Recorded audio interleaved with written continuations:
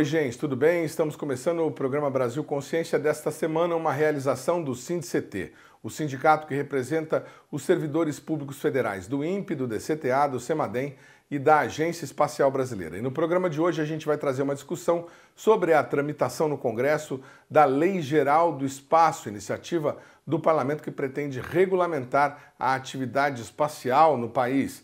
Você também vai ter informações sobre o posicionamento formal das principais entidades de ciência e tecnologia do Brasil contra a aprovação do marco temporal para demarcação de terras indígenas. Antes, porém, a gente ficou devendo para vocês no programa anterior a relação das obras e projetos que serão beneficiados pelo PAC, Plano de Aceleração do Crescimento na área de CIT brasileira. Vamos a elas. O Brasil será o primeiro país da América Latina a ter um laboratório de máxima contenção biológica, conhecido como NB4.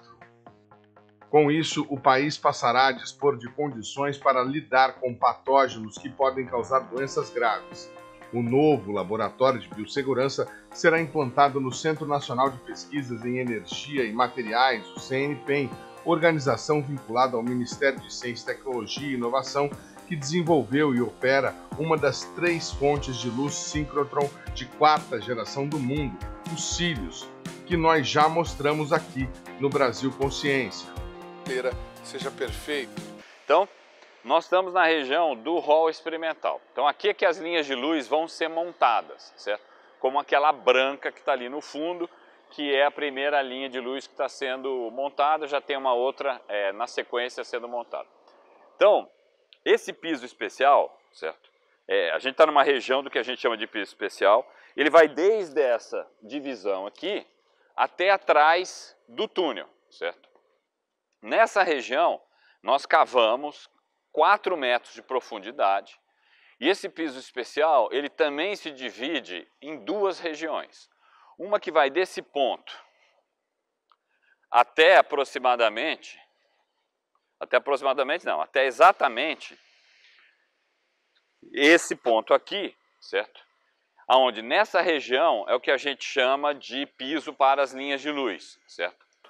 Bom, desse ponto aqui até atrás do túnel, onde tem essa blindagem de concreto, é a região do piso especial dos aceleradores.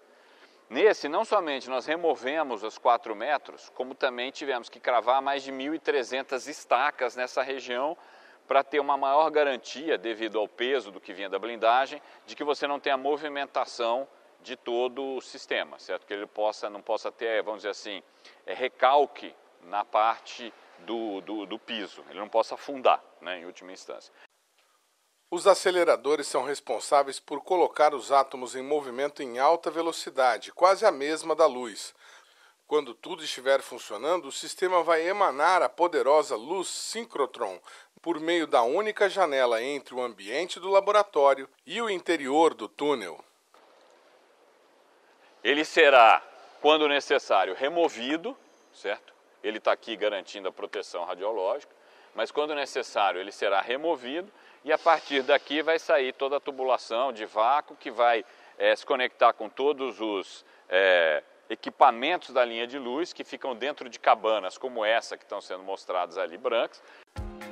A própria expansão dos Sirius também será alvo do PAC, com investimentos de 800 milhões de reais até 2026 para completar as 38 linhas de luz que o Sirius foi projetado para ter. E essa é a cabana ótica. Então vejam que essa cabana ótica, ela encosta naquela quina do túnel. E dentro dela vão ter todos os equipamentos que vão receber o feixe saindo do túnel. Em cada uma dessas quinas, aonde você já for montar uma linha de luz, vai ter uma cabana como essa. Então a linha de luz, como você vê, aqui está aquele orifício que eventualmente daqui a pouco vai ser removido para a gente conectar todos os equipamentos que estão aqui com o que seria esse front-end que se conecta a ele sim ao acelerador. E aqui você tem toda a infra que está sendo montada e uma vez que ele recebe essa luz, você, como eu falei, você vai ter fendas, espelhos, sensores, né, e tal. E após passar por isso nessa cabana ótica, ela vai sair por esse orifício e daqui você tem a sequência para uma região que vai ficar mais aí na frente, aonde vão ter as estações de fato experimentais, que é onde os pesquisadores que vêm vão colocar lá os seus cristais de proteína, o cassete com vários cristais, e aí você vai ter o robozinho que vai posicionar isso na frente do feixe, tal, e você vai fazer as medidas, vão ter os detectores, e daqui você sai com toda a parte de análise e controle para fora, na região que a gente vai olhar, que é onde os pesquisadores efetivamente ficam controlando o experimento. Juntos, Sirius e NB4 deverão formar uma estrutura de pesquisa única no mundo. Outro projeto do Ministério de Ciência e Tecnologia, incluído no novo PAC, foi o do reator multipropósito brasileiro, que tem investimentos previstos da casa de R$1 bilhão até 2026. O Brasil Consciência vem acompanhando o desenrolar do projeto de construção do RMB nos últimos anos e, conforme você viu no nosso programa anterior, estamos próximos de um entendimento com os argentinos para estabelecer uma colaboração que vai nos auxiliar na elaboração do projeto. Nós tivemos a visita do presidente Fernandes da Argentina, ao Lula. Ali eles assinaram um protocolo, várias ações estratégicas de cooperação na área de ciência e tecnologia. O RMB está ali. E eu estou indo com uma delegação daqui mês que vem à Argentina para sentarmos e estabelecermos o acordo de cooperação entre a CNEM e a CONEA, que é a Comissão Argentina, para a participação da indústria argentina no projeto do RMB. Porque eles têm uma indústria que é reconhecida internacionalmente no projeto de reatores de pesquisa do tipo RMB. O projeto é nosso, a concepção do RMB é nossa. Nossos engenheiros fizeram a concepção. A gente está precisando agora de uma hora de engenharia treinada e fazer as especificações técnicas. Então nós vamos contratar uma empresa argentina que tem muita experiência nessa área, já forneceu para vários países. O que eles vão fazer é agregar a nossa equipe hora de engenharia para elaborar as especificações técnicas para podermos licitar a construção do reator. Então essa cooperação com a Argentina no RMB ela está indo muito bem, está em andamento e existem outras áreas também que a gente pode desenvolver com a Argentina. Na parte de área médica, por exemplo, na parte próprio combustível para o reator, na parte, por exemplo, de mitigação de áreas de mineração, que é um ponto importante sobre o aspecto ambiental, você recuperar a área que foi explorada, por exemplo, na mina de urânio. Então, tudo isso são oportunidades que nós temos com a Argentina. A Argentina é um parceiro em potencial muito grande no Brasil.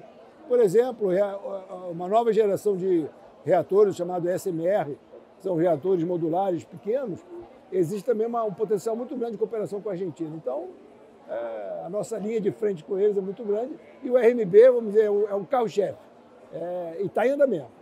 Estamos avançando já e a partir do mês que vem a gente já vai ter contatos com a empresa, com a Envap, para começar a colocar os técnicos trabalhando em conjunto. Outra informação que o Brasil Consciência já havia trazido para vocês trata-se da recuperação do programa PROINFA, que visa a melhoria e a expansão na infraestrutura de pesquisa tecnológica do país. Esse programa foi anunciado pela ministra Luciana Santos durante a abertura da SBPC de 2023 e pode ser usado para a aquisição do novo supercomputador do INPE. Aproveitei a ocasião da SBPC para anunciar, que eu tenho a satisfação de anunciar no dia de hoje, recursos da ordem de 3,6 bilhões de reais no âmbito do programa de recuperação e expansão da infraestrutura da pesquisa científica e tecnológica nas universidades, nas instituições de ciência e tecnologia. O nosso famoso PROINFA está de volta. Da onde vem o recurso e no que a senhora pretende empregá-lo? Qual que vai ser esse cronograma de anúncio que a senhora deve fazer aí pelos próximos dias? Nós estamos resgatando o PROINFA, que é historicamente um programa de ampliação, de restauração da nossa infraestrutura do Sistema Nacional de Ciência e Tecnologia. Como houve um apagão, está muito obsoleto em várias partes do país. Com isso, nós estamos anunciando esse recurso para quase 1 bilhão por ano até o final do primeiro mandato dessa retomada do presidente Lula. Então, um financiamento robusto que será feito em editais do recurso da FINEP, do Fundo Nacional de Desenvolvimento de Ciência e Tecnologia, que foi recuperado integralmente pelo presidente Lula. Esse dinheiro vai custear o supercomputador do INPE? É uma possibilidade, né? Nós estamos já nas tratativas, né, da aquisição desse supercomputador e está dentro do escopo das nossas prioridades. O investimento total no Proinfa será de 4,4 bilhões de reais em recursos oriundos do Fundo Nacional de Desenvolvimento Científico e Tecnológico. Outro projeto incluído no PAC, o Infovias, busca ampliar a abrangência, a qualidade e a segurança da conectividade para a educação e pesquisa no país. A meta, segundo o governo, é interiorizar o sistema RNP e interligar todas as unidades da federação. Outro objetivo é desenvolver as infovias estaduais, infraestrutura ótica de rede de comunicação que atende às organizações usuárias do sistema RNP, como rede de educação e pesquisa, e também é compartilhada com o Estado para seu uso próprio, como a rede governamental. O último programa listado foi a compra de equipamentos mais modernos para ajudar o CEMADEM no monitoramento de um número muito maior de municípios do país. Após a aquisição dos novos equipamentos, o CEMADEM deverá saltar de 1.000 para 1.800 municípios brasileiros monitorados, atingindo praticamente 70% da população residente em áreas de risco no Brasil. O programa Brasil Consciência vai para um rápido intervalo e, na sequência, você vê o posicionamento oficial das principais entidades científicas do país contra a aprovação do marco temporal. Um instante só, não saia daí.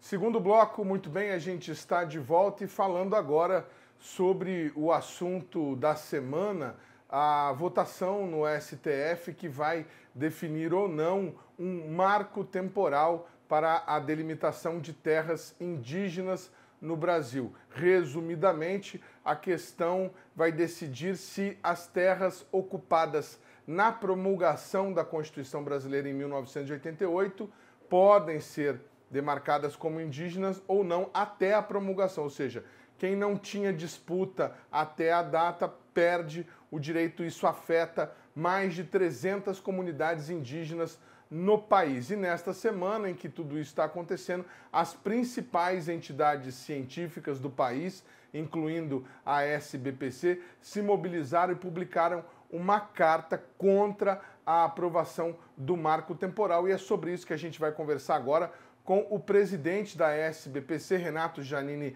Ribeiro. Bom dia, doutor Renato. Obrigado por senhor atender mais uma vez ao nosso convite. A gente gostaria de saber por que vocês resolveram se manifestar nesse momento.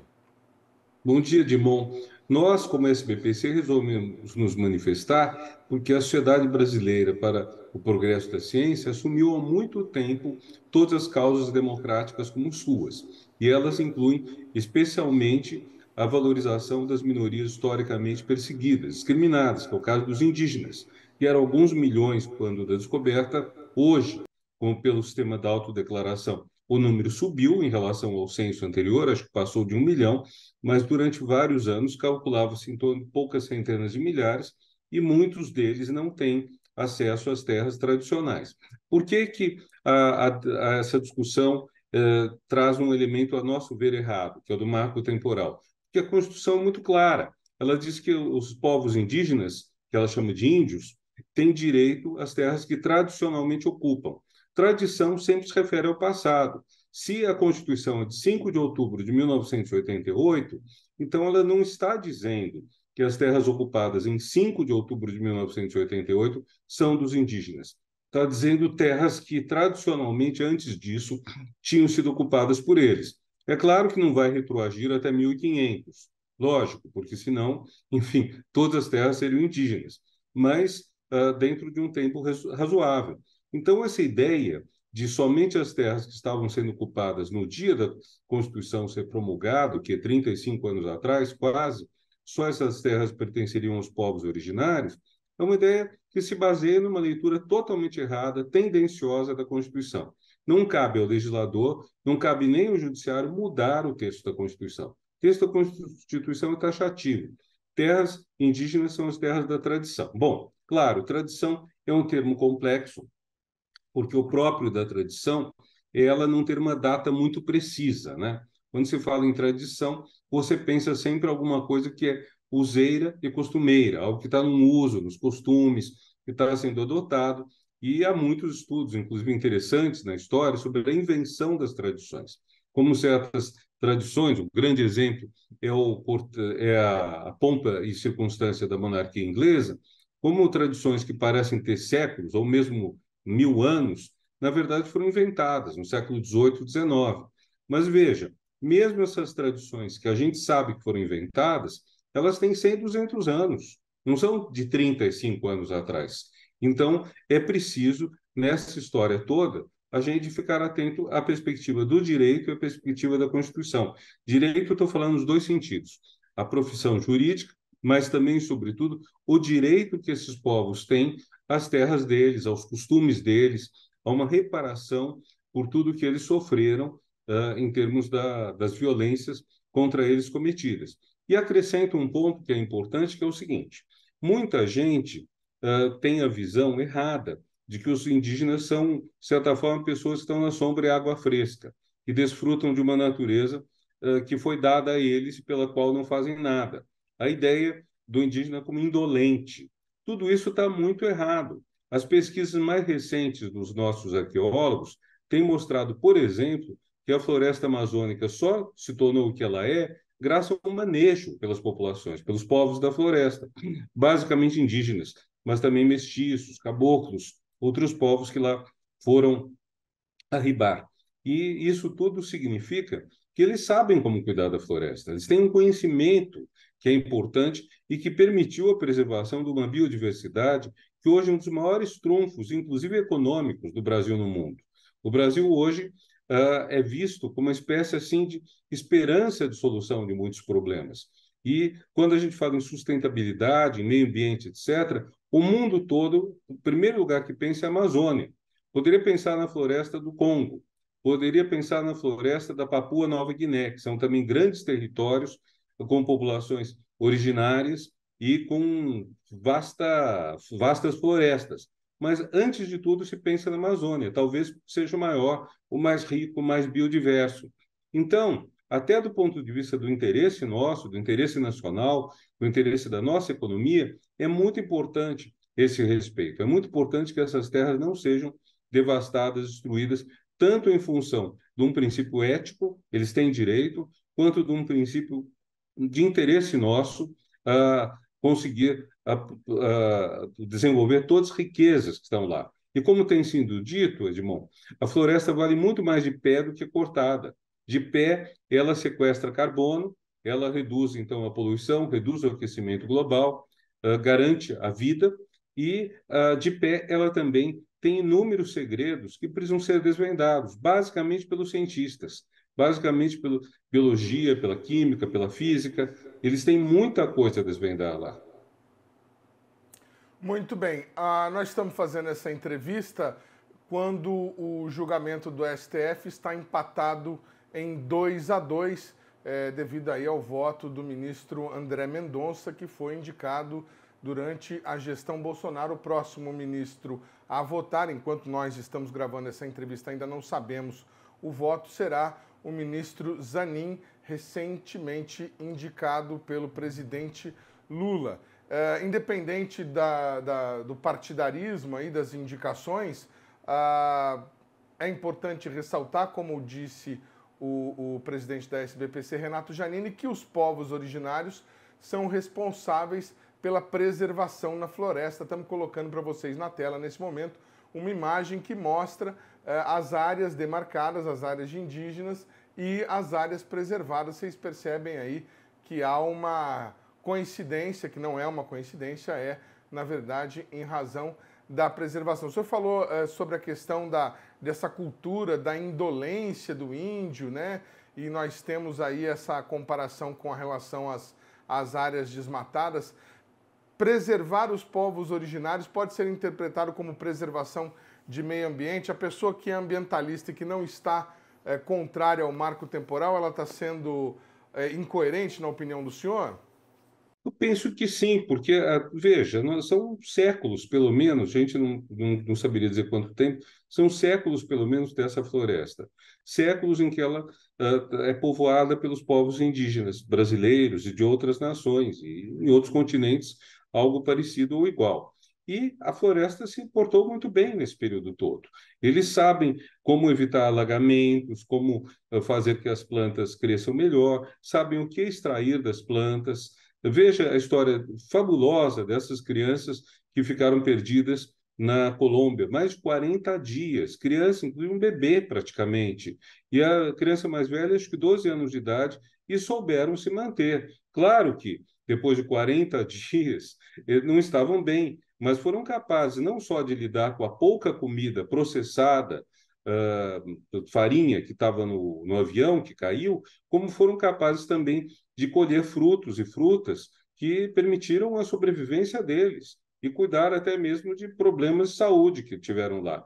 Então, você veja, é uma sabedoria, um saber gigantesco. Só deixando claro, saber e sabedoria não são exatamente a mesma coisa. Aqui o filósofo não resiste a um pouco de extinção. Saber é como na ciência. Sabedoria é mais sabedoria prática, é ação, é como você lida com as coisas. No caso, o que você tem? Você tem crianças de 10, 12 anos que foram capazes de cuidar dos irmãos, tiveram a sabedoria de cuidar deles e tiveram o saber de identificar quais frutos e frutas seriam positivos para essa sobrevivência, para, enfim, até para lidarem com os animais da selva, tudo, né? É uma história fantástica. Sinceramente, eu espero que ela resulte numa bela série de TV que também mostre para muita gente a riqueza dessas comunidades indígenas. Muito bem, apenas para que a gente acrescente aí as discussões, né? Tudo isso começou, a discussão do marco temporal, porque às vezes as pessoas se perguntam do porquê que isso está sendo discutido pelo STF agora. A discussão do marco temporal surgiu em 2009 por conta de um parecer da Advocacia Geral da União sobre a demarcação da reserva Raposa Serra do Sol em Roraima. Esse critério foi usado nessa oportunidade. Em 2003, foi criada a terra indígena Ibirama Laclano, espero que eu esteja pronunciando corretamente, mas uma parte dela foi ocupada por indígenas Xoclengue, e aí houve uma disputa com agricultores. Então a gente percebe que é sempre assim, é o capital, o agronegócio querendo ocupar terra que estava lá preservada. A gente já falou aqui sobre a questão da manutenção da floresta em pé, mas dos argumentos que foi defendido pelo ministro Nunes Marques, que votou favorável ao marco temporal, Nunes Marques também indicado pelo ex-presidente Bolsonaro, é de que isso poderia gerar uma insegurança jurídica e que se saíssem, imaginando que poderiam sair aí demarcando terras indígenas que nunca haviam sido ocupadas por indígenas, ou pelo menos que não estão ocupadas por indígenas aí no passado recente, né, áreas urbanas e tudo mais. E o outro argumento bastante interessante é que, segundo ele, a Constituição de 88 estabeleceu um prazo de 5 anos para que fossem demarcadas as terras indígenas. Aí eu pergunto para o senhor, doutor Renato Giannini, os índios têm culpa se o governo não demarcou em 5 anos? E outra coisa, a gente corre realmente esse risco de saírem aí demarcando terras indígenas e expropriando a propriedade privada que tanto a direita gosta de preservar? Claro que não. Quer dizer, a resposta para as duas perguntas é não.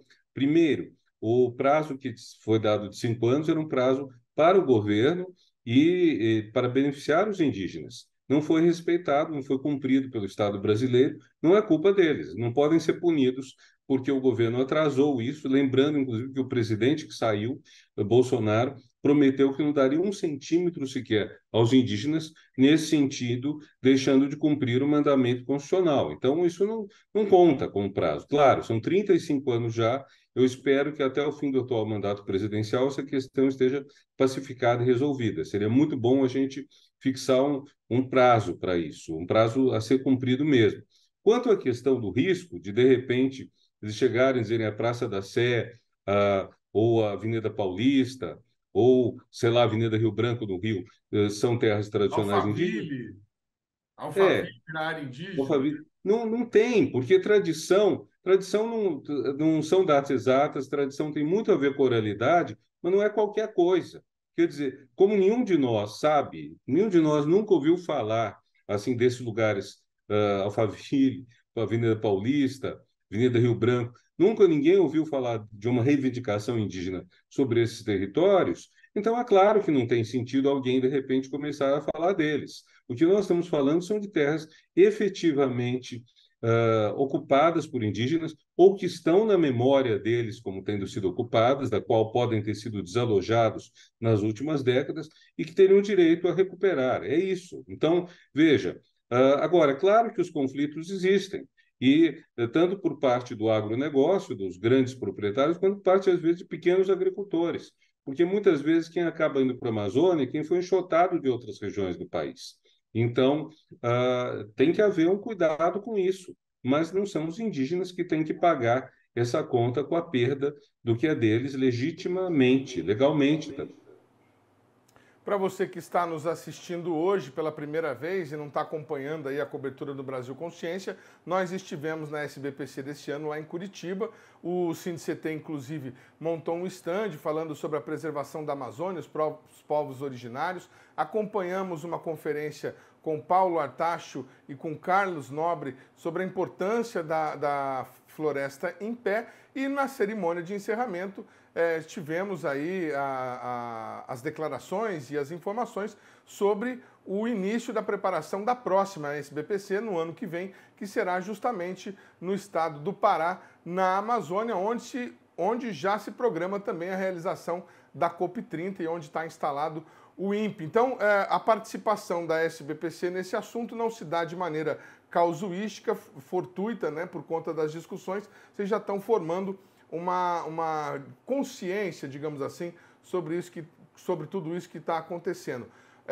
Quais são as próximas ações que a comunidade científica pretende fazer para pressionar governo e participar da campanha contra, né, a demarcação desse marco temporal? Bom, nossa capacidade tem a ver com a autoridade moral que as sociedades científicas têm, por serem sociedades que defendem a verdade e defendem valores éticos importantes. É nesse sentido que estamos nos mobilizando, estamos procurando galvanizar a opinião pública nessa direção e fazer também que o Supremo Tribunal Federal faça cumprir o que está na Constituição e que o Legislativo não viole, porque, veja, o projeto de lei criando o marco temporal que está no Congresso é obviamente inconstitucional, porque a Constituição promete mesmo essas terras tradicionais para os indígenas. E não tem sentido você dizer, bom, porque se a Constituição quisesse dizer que as terras ocupadas por eles em 5 de outubro de 1988 seriam deles, e somente essas, teria dito. Quando eu falo tradicionalmente ocupadas, está remetendo a um passado. Então, não dá. Quer dizer, esse projeto de lei é inconstitucional, ele viola os princípios da nossa Carta Magna, e eu espero que o STF faça cumprir a Constituição. E quero te agradecer muito, Edmond, tanto pela presença em Curitiba, quanto pela cobertura, quanto pela certeza que eu tenho de que em Belém vocês também estarão, e em todas as etapas nessa luta nossa, não só pelas causas indígenas, que são, nesse momento, o tema do momento, né? Mas também por todas as questões que dizem respeito à ciência, educação, saúde, meio ambiente, inclusão social, que é tudo isso que a gente tem que batalhar para fazer o Brasil um país melhor. Ele tem que ser, merece ser. Obrigado, doutor Renato. Naquilo que for possível, a gente minimamente vai sempre tentar ajudar. O programa Brasil Consciência vai para um rápido intervalo e a gente fala na sequência sobre outra questão legal envolvendo a ciência do país. A Lei Geral do Espaço está tramitando no Congresso Nacional e é sobre ela que a gente fala no próximo bloco. Um instante só, não sai daí.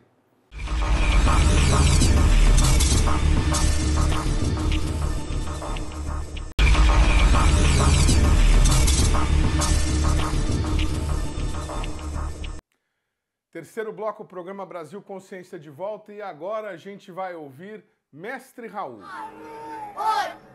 7, 6, 5, 4, 3, 2. Parem. Espera aí. Onde é que vocês pensam que vão?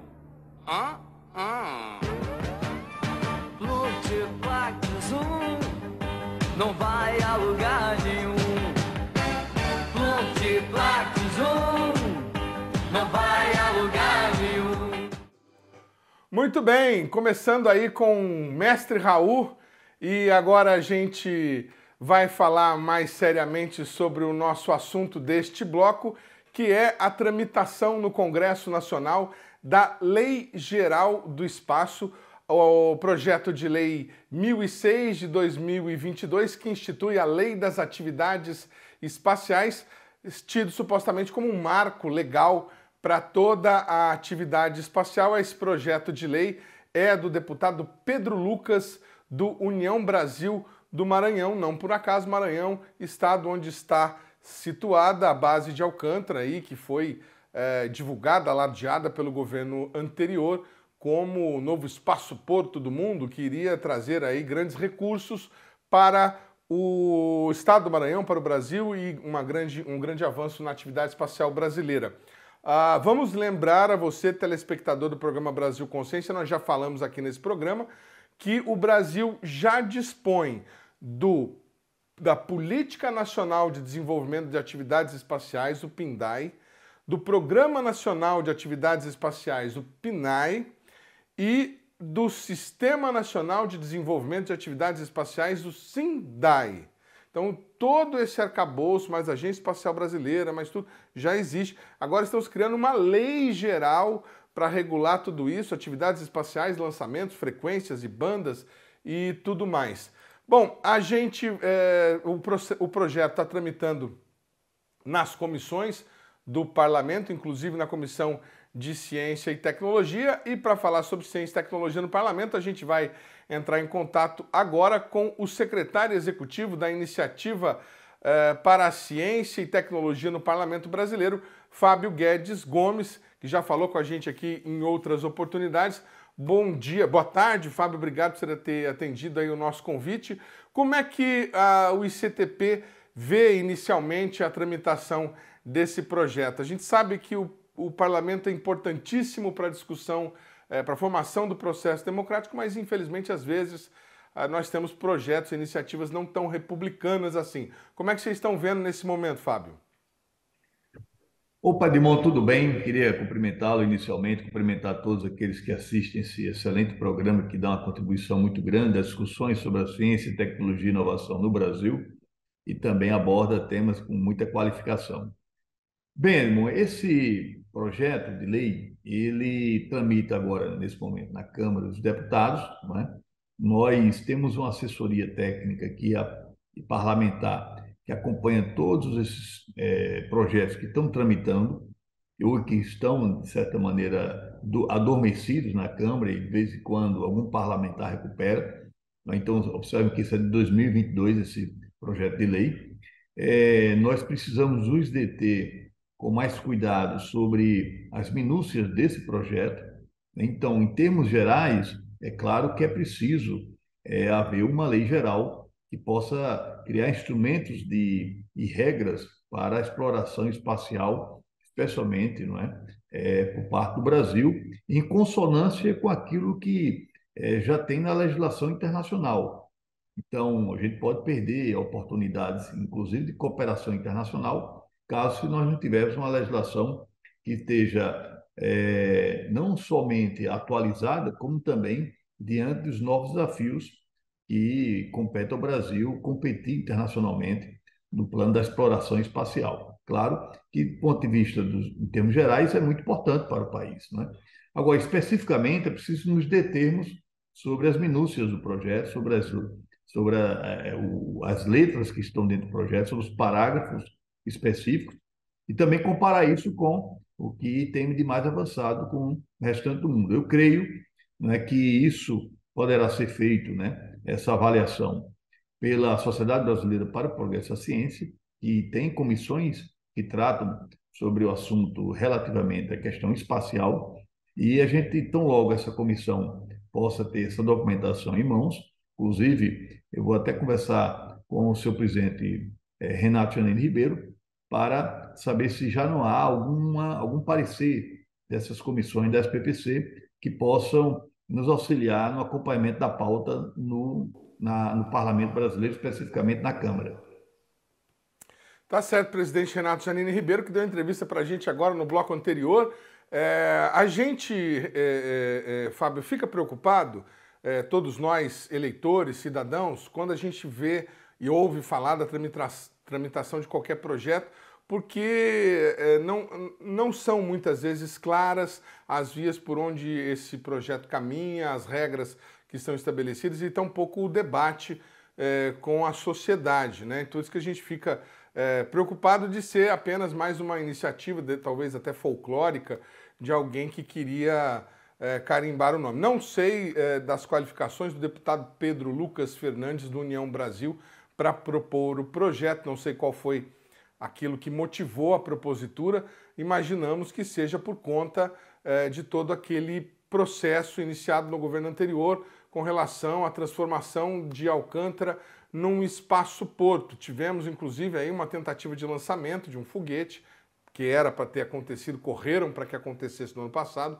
não aconteceu, acabou acontecendo durante este ano, nos primeiros meses do governo Lula. Até nisso, o presidente Lula também demonstra ser pé quente e com ele o foguete foi lançado. Mas, de fato, depois disso, nada aconteceu. Nós não temos nenhuma informação sobre recursos que foram aportados no Maranhão por essa iniciativa da InnoSpace, uma startup sul-coreana, e não temos nenhuma informação de outros recursos, de outros investimentos que possam vir a ser feitos em Alcântara, no Maranhão, por conta de outros lançamentos de empresas que estão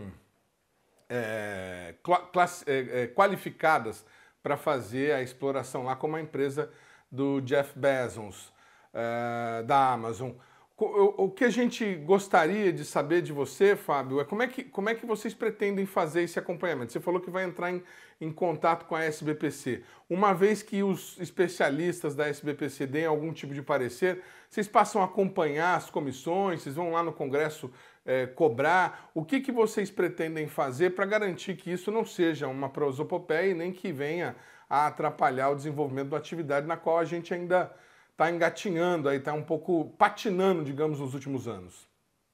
Bem, irmão, você sabe que um projeto dessa complexidade, ele vai ter que passar por algumas comissões. Então, especialmente e certamente passará pela Comissão de Ciência, Tecnologia e Inovação, tá? Também certamente vai passar pela Comissão de Defesa Nacional, a CCJ também, e muito provavelmente, como envolve a questão satélite, comunicações, pela Comissão de Comunicação, que faz parte também, especificamente, da Comissão de Ciência, Tecnologia e Inovação. Então, perfeito, claro... Fábio, perfeito. Só ciência e tecnologia, que eu não disse, a culpa foi minha, não disse no começo, ciência e tecnologia, comunicação e informática, relações exteriores e defesa nacional, além da Comissão de Constituição, Justiça e Cidadania. Perdão, Fábio, pois não, pode continuar. Não, nesses espaços de comissões que a gente pode requerer, se houver algum tema específico que polemize dentro desse projeto de lei, nós podemos requerer, através de algum parlamentar dessas comissões, audiências públicas para poder amadurecer a discussão. Então, isso é um instrumento mais, digamos assim, mais usual para que a gente possa amadurecer a discussão sobre um projeto de lei dessa natureza. E também, é claro, que esse projeto de lei ele tem que ter a participação do Executivo na sua formulação. Então, também trabalhar junto ao Ministério da Ciência, Tecnologia e Inovação para saber do próprio Ministério qual é seu interesse dentro desse projeto de lei, até quanto e até aonde o Executivo pode influenciar na definição desse projeto de lei. E também dizer que, claro, ao passar por todas essas comissões na Câmara dos Deputados, isso tem que ir para o Senado Federal, para também avaliar no Senado Federal, que é outro espaço importante da gente também requerer audiências públicas e trazer especialistas para que esse projeto seja também discutido. Não havendo alteração nele no Senado, isso vai para a sanção presidencial e dependerá, claro, do presidente da República. Como nós temos um governo atual que tem outro perfil, nós temos uma outra inclinação em defesa dos interesses nacionais, interesse da ciência, tecnologia e inovação, então acredito, irmão, que não é um projeto que possa nos trazer muita ansiedade e medo também, porque eu acredito que sobre a batuta da ministra Luciana Santos, né, e sua equipe do Ministério, tudo está sendo feito com muito maior cuidado do que o governo anterior. Agora, é claro que o meu projeto é muito importante. Eu vou te dar um dado, não é? Nós temos aí, as tecnologias estão avançando muito nessa área, e recentemente nós vimos no programa Fantástico da Rede Globo, no domingo, uma excelente matéria sobre o lançamento de satélites e a comparação da Índia com o Brasil. E nós vimos o quanto o Brasil está atrasado em investimento, sobretudo através da Agência Espacial Brasileira. Então, a Índia está investindo mais de 400% aquilo que o Brasil investe por ano através da Agência Espacial Brasileira. Então, nós vamos ficar para trás. Como é que nós podemos também termos a participação do capital privado, inclusive na produção de satélites? Isso envolve também quais são os limites do interesse nacional e da defesa nacional e os interesses de mercado a respeito nas plataformas de lançamento de satélites e também que tipo de satélites são esses.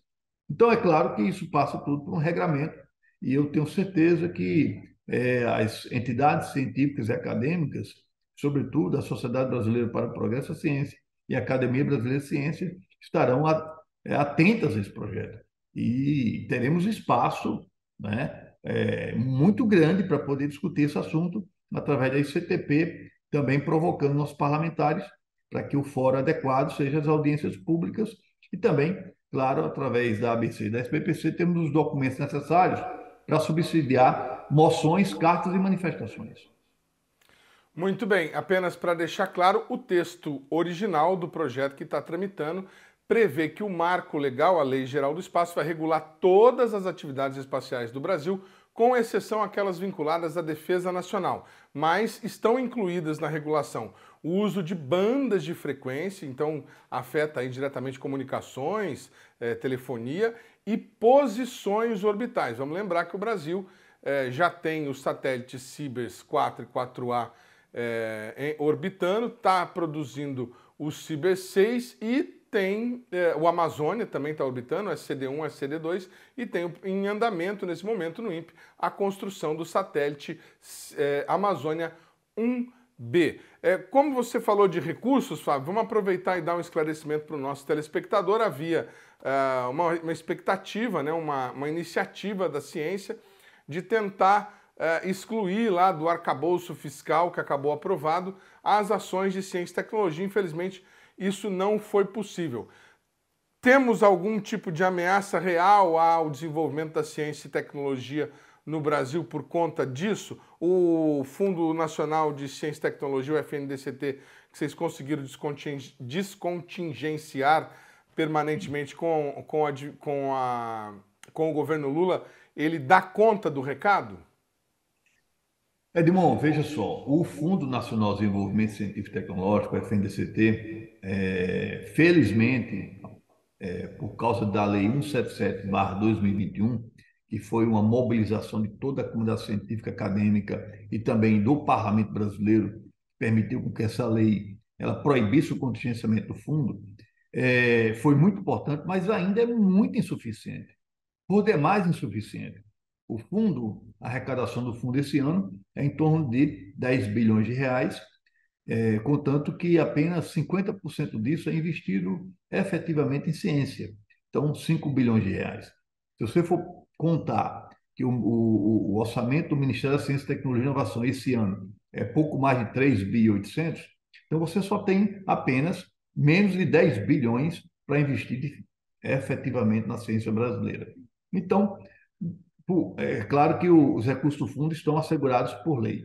Como no novo arcabouço fiscal, o orçamento do Ministério da Ciência, Tecnologia e Inovação está dentro do novo arcabouço, então as ameaças elas serão permanentes. Por quê? Porque, uma vez estando dentro do novo arcabouço fiscal, os recursos para a ciência e tecnologia poderão ser contingenciados. E poderão ser contingenciados por quê? Porque o governo está enviando agora o projeto de lei orçamentária para 2024 para o Congresso, tem até hoje, inclusive, até o dia 31 de agosto para enviar. Nós vamos ter que nos debruçar sobre a fonte 19, que é a fonte de Ciência, Tecnologia e Inovação, qual é a previsão orçamentária para 2024 e comparar ela com 2023, os anos anteriores, para ver como é que está o que o governo está prometendo no orçamento. E uma coisa importantíssima, Edmundo, é que o Ministério da Economia está se prontificando, se comprometendo com a sociedade brasileira de alcançar o déficit nominal zero o ano que vem. Então, se a gente for observar na mídia brasileira, todos estão desconfiados com esse compromisso do governo federal de alcançar o déficit nominal zero, porque o rombo nas contas públicas é muito grande, muito grande. Então, se você pegar o total de receitas tributárias, mas o total das despesas do Estado brasileiro, você tem até um superávit primário. Mas quando você coloca dentro o pagamento de juros da dívida pública e outras despesas que não são discricionárias, você tem um déficit que é gigantesco, que passa aí de 150 a 200 bilhões de reais. Então, como zerar isso é aumentar a receita e cortar a despesa. Se você tiver uma frustração de receita no novo arcabouço fiscal, você vai contingenciar. Então, nós sabemos, nós somos já gatos escaldados, que quando há contingenciamento, porque houve uma frustração de receita, ou então o governo não vai alcançar na meta de objetivo do déficit nominal zero, onde é que o governo vai cortar? Então, claro que 2024 teremos que ter muita atenção em razão da ciência, tecnologia e inovação não ter ficado fora do novo arcabouço e continuar sendo ameaçado por contingenciamentos. Sobretudo, o orçamento do Ministério da Ciência, Tecnologia e Inovação, porque o fundo, o FNDCT, estará salvaguardado pela Lei 177/2021. Por isso, ainda temos pouco recurso, juntando o FNDCT com o orçamento do MCTI, e ainda estaremos ameaçados do orçamento do MCTI ser contingenciado porque ficou dentro do novo arcabouço fiscal. Muito bem, a gente espera então que a iniciativa para a ciência e tecnologia no parlamento cumpra aí esse papel importantíssimo de fiscalizar todas essas ações. Fábio, a gente agradece mais uma vez pela sua atenção e a gente fica esperando um futuro melhor para a ciência e tecnologia em 2024. Na semana que vem, no nosso programa, a gente traz um pouco mais de detalhes sobre esse orçamento, essa previsão de investimentos para 2024, que deve incluir o supercomputador do INPE. A gente já trouxe aqui posicionamento da ministra e do presidente da FINEP, Celso Pancera, sobre isso. Obrigado, Fábio, mais uma vez por você ter conversado com a gente. A gente se encontra em outro programa, viu? Muito obrigado pela atenção. Obrigado a você também, Edmond, e parabéns pelo trabalho. Um abraço. O programa Brasil Consciência de hoje vai ficando por aqui.